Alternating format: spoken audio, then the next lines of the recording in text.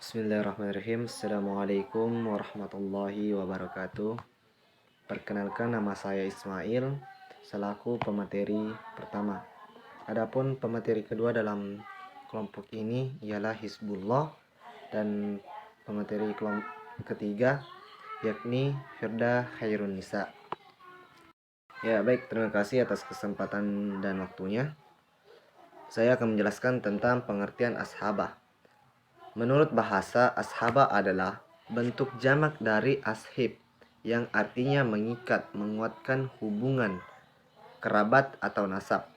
Menurut syara, ashabah adalah ahli waris yang bagiannya tidak ditetapkan, tetapi bisa mendapatkan semua harta atau sisa harta setelah harta dibagi kepada ahli waris zawil furud.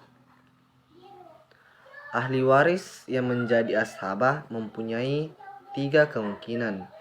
Yang pertama, mendapat seluruh harta waris saat ahli waris zawil furud tidak ada. Yang kedua, mendapat sisa harta waris bersama ahli waris zawil furud saat ahli waris tidak ada. Yang ketiga, tidak mendapatkan sisa harta warisan karena warisan telah habis dibagikan kepada ahli waris zawil furud. Ya, baik, mungkin singkat saja materinya yang saya jelaskan. Lebih dan kurangnya mohon dimaafkan, dan materi selanjutnya akan dijelaskan oleh pemateri kedua. Cukup sekian. Assalamualaikum warahmatullahi wabarakatuh. Itu hanya dua.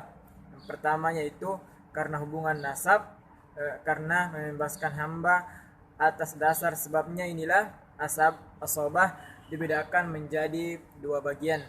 Yang pertama itu asobah nasabiyah, dan yang kedua adalah asobah sababiyah. Jadi yang pertama itu tentang asobah nasabiyah, ialah seorang yang menjadi ahli waris asobah karena mempunyai hubungan nasab dengan orang yang meninggal dunia. Bahkan dijelaskan asobah ini dibagi lagi menjadi 3 macam. Yang pertama itu asobah binafsi, yang kedua adalah asobah bil goiri, dan yang ketiga adalah asobah ma'al goiri. Untuk yang pertama tentang asobah binafsi, yaitu ahli waris laki-laki yang dalam hubungan nasabnya dengan orang yang meninggal dunia tidak diselingi oleh perempuan. Jadi dalam hubungan nasabnya dengan orang yang meninggal dunia ini disebut asabah binafsi. Bisa jadi sama sekali tidak disekelilingi oleh perempuan seperti anak dan ayah, dan bisa jadi disekelilingi oleh laki-laki seperti kakek yang dalam hubungan nasabnya sampai dengan orang yang meninggal dunia disekelilingi oleh ayah, ataupun cucu laki-laki yang dalam hubungan nasabnya sampai dengan yang meninggal dunia disekelilingi oleh anak laki-laki, dan seperti saudara laki-laki sekandung atau seayah yang dalam hubungan nasabnya sampai dengan orang yang meninggal dunia disekelilingi oleh ayah. Jadi asabah binafsi dilihat dari arah hubungan nasab dengan orang yang meninggal dunia. Dibedakan menjadi ada 4 macam. Yang pertama itu furu'ul mayit, yakni para ahli waris asabah binafsi yang arah hubungan nasab mereka dari orang yang meninggal dunia adalah arah lurus ke bawah. Arah hubungan nasab ini disebut dengan jihad bunuah. Mereka yang termasuk dalam ahli waris asabah binafsi dalam jihad bunuah ini ialah anak laki-laki dan cucu laki-laki dari pancar laki-laki, yakni anak laki-laki keturunan seharusnya ke bawah sampai berapapun jauhnya tanpa disekelilingi oleh anak perempuan. Yang kedua yaitu usulul mayit, yakni para ahli waris asabah binafsi yang arah hubungan nasabnya mereka dari orang yang meninggal dunia adalah arah lurus ke atas. Arah hubungan nasab ini disebut dengan jihad bunuah. Yang ketiga yaitu al-hawashi, yakni para ahli waris asabah binafsi yang arah hubungan nasab dari orang yang meninggal dunia adalah arah menyamping yang masih dekat. Arah hubungan ini disebut dengan jihad ukhuwah. Yang keempat itu al-hashim ba'idah, yaitu para ahli waris asobah binafsi yang arah hubungan nasab mereka dari orang yang meninggal dunia adalah arah menyamping, yang sudah jauh. Arah hubungan nasab ini disebut dengan jihad umumah.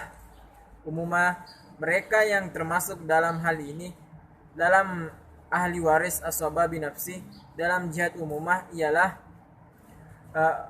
paman orang yang meninggal dunia dan anak laki-laki keturunan seharusnya di bawah sampai berapapun jauhnya tanpa disekelilingi oleh anak perempuan. Paman ayah orang yang meninggal dunia dan anak laki-laki keturunan seharusnya ke bawah sampai berapapun jauhnya tanpa disekelilingi oleh anak perempuan. Jadi apabila dalam suatu harta peninggalan terdapat 4 macam ahli waris asbab binafsi di atas, maka ahli waris asbab binafsi jihad ukhuwah harus didahulukan dari para ahli waris asbab binafsi. Jadi jihad-jihad yang lain, apabila ahli waris asbab binafsi jihad bunuwah tidak ada, maka harus didahulukan ahli waris asbab binafsi jihad bunuwah pada ahli waris asobah jika uhuwah jihad umumah. Dan apabila ahli waris asobah jihad bunuwah dan jihad uhuwah tidak ada, maka harus didahulukan ahli waris asobah jihad uhuwah daripada ahli waris asobah dari jihad umumah. Selanjutnya itu, jadi apabila suatu pembagian harta peninggalan terdapat beberapa orang ahli waris asbab binafsi yang sama-sama dalam satu arah, satu tingkat, dan sama pula kekuatan hubungan nasabnya dengan orang-orang yang meninggal dunia, maka harta peninggalan dibagi kepada mereka masing-masing memperoleh bagian yang sama. Adapun dasar hukum ahli waris asbab binafsi ini, yaitu sabda Rasulullah sallallahu alaihi wasallam, alhiqu faraida bi ahliha fama baqiya fahuwa li aula rajulin zakarin, rawahu Bukhari.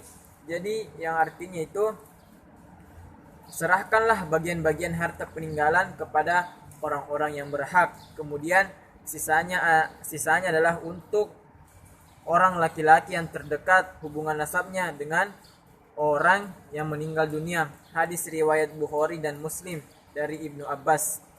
Selanjutnya tentang asobah bil ghairi.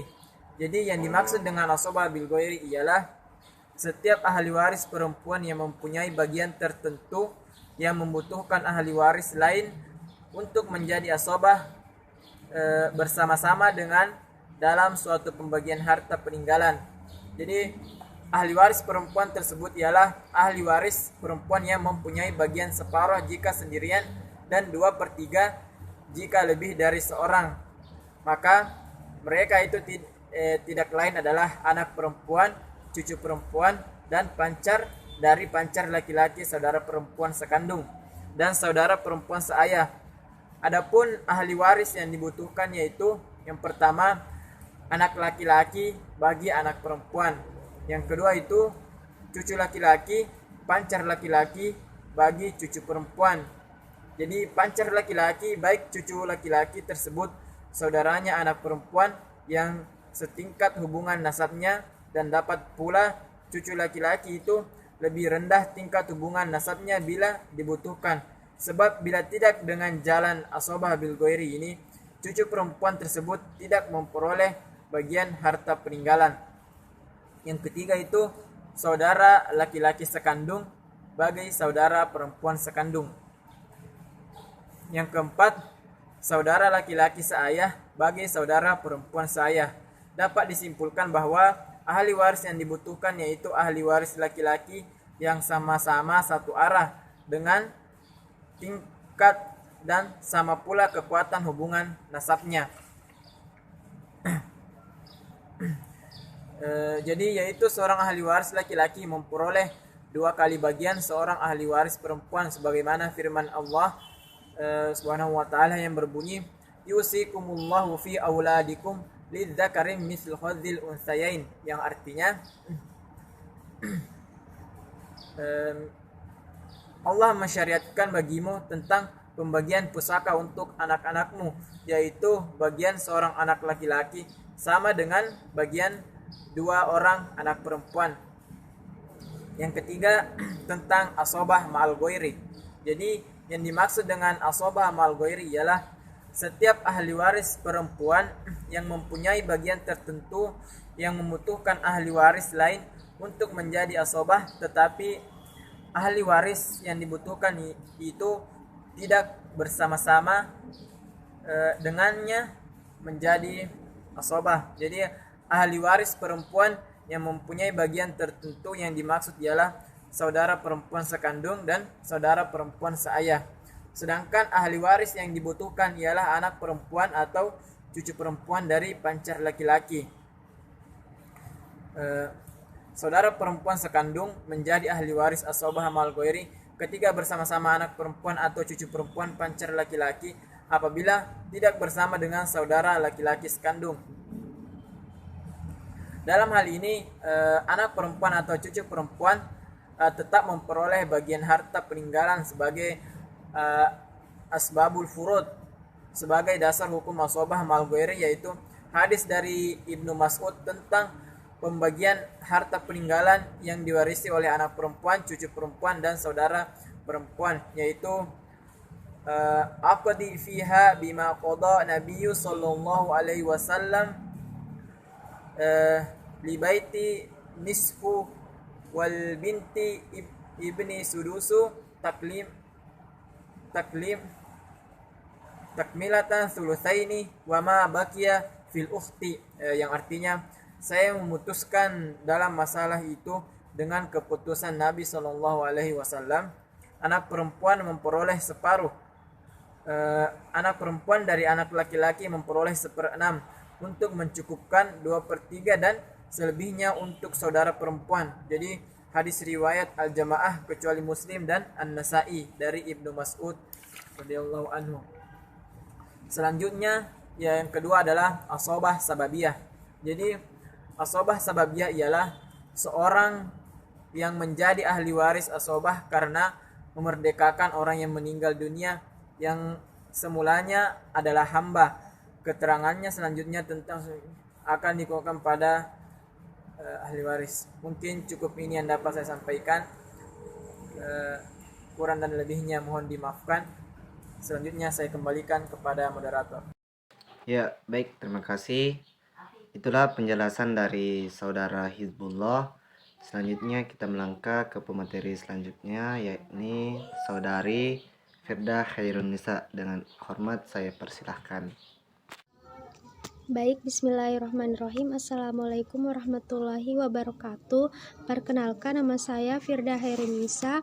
Di sini saya akan memaparkan materi bagian pengertian zawil arham dan ahli waris yang termasuk zawil arham, di mana zawil arham menurut pengertian bahasa yakni setiap orang yang mempunyai hubungan kekeluargaan dengan orang lain.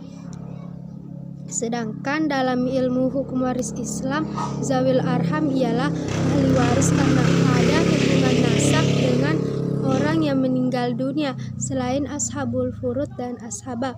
Dan para ulama berbeda pendapat di mana apakah zawil arham dapat mewarisi harta peninggalan dari orang yang meninggal dunia yang sama sekali tidak mempunyai ahli waris ashabul furud maupun ahli waris ashabah, atau jika orang yang meninggal dunia itu meninggalkan ahli waris ashabul furud tetapi masih ada harta peninggalan yang tidak dapat ditambahkan kepada ahli waris ashabul furud yang ada itu.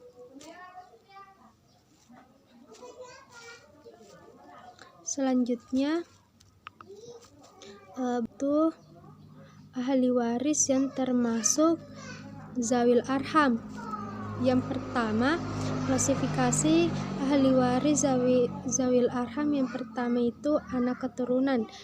di mana di sini yang termasuk anak keturunan adalah anak baik laki-laki maupun perempuan dari anak perempuan dan keturunan seterusnya ke bawah sampai berapapun jauhnya. Yang kedua, anak baik laki-laki maupun perempuan dari anak perempuan dari anak laki-laki dan keturunan seterusnya ke bawah sampai berapapun jauhnya. Klasifikasi kedua yaitu orang yang menurunkan.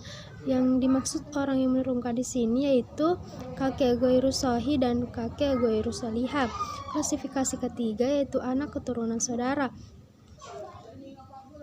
Dan klasifikasi keempat yaitu anak keturunan kakek dan nenek. Mungkin itu saja dari pemaparan dari saya. Akhirul kalam. Wassalamualaikum warahmatullahi wabarakatuh. Itulah penjelasan dari saudari Firda Khairunisa. Cukup sekian dari kelompok kami. Lebih dan kurangnya mohon dimaafkan. Assalamualaikum warahmatullahi wabarakatuh.